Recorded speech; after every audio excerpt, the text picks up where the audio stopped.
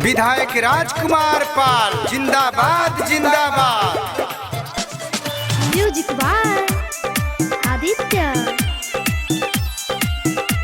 जीतेगा भाई जीतेगा, राजकुमार पाल जीतेगा, जीतेगा भाई जीतेगा, राजकुमार पाल जीतेगा।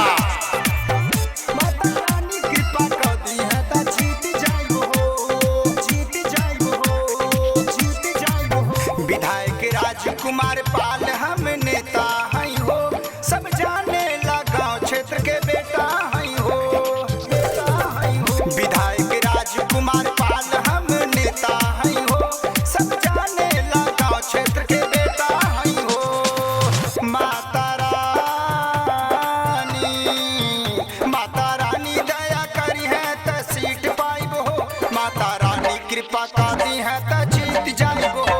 माता रानी दया करी है त सीट पाइबो हो, माता रानी कृपा कर दी है त जीत जाइबो हो।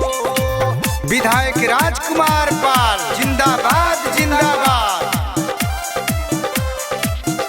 जीतेगा भाई जीतेगा, राजकुमार पाल जीतेगा, जीतेगा भाई जीतेगा, राजकुमार पाल जीतेगा।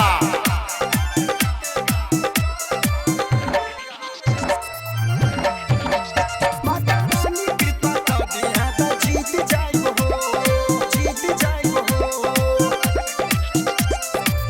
बाटा जनी लोग भाई भाई के प्यार के, हाथी जोड़ी बिनती बाटे गौआ जवार से, गौआ जवार से, गौआ जवार से। बहनिया बेटी का हतानी बुढ़िया माई से, दे दिया आशीर्वाद अब की बेटा के जिताई के। रउआ सबके, रउआ सबके स्नेह प्यारी अउरी प्रीत पाइबो हो, माता रानी कृपा कर दी है त जीत जाइबो हो। रउआ सबके स्नेह प्यारी अउरी प्रीत पाइबो हो, माता रानी कृपा कर दी है त जीत जाइबो हो। हमारा विधायक कैसा हो, राजकुमार पाल जैसा हो। हमारा विधायक कैसा हो, राजकुमार पाल जैसा हो। विधायक राजकुमार पाल जिंदाबाद जिंदाबाद।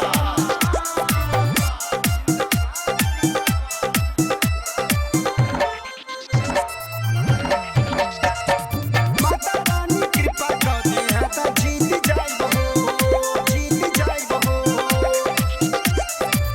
कहे मोहन जोशी सुनी राजकुमार भाई, अब की इलेक्शन में और आगे बढ़ल जाई, आगे बढ़ल जाई, आगे बढ़ल जाई। जितला से रउआ के केहू रोक नहीं पाई, माता जी के रउआ पे जे कृपा होई जाई।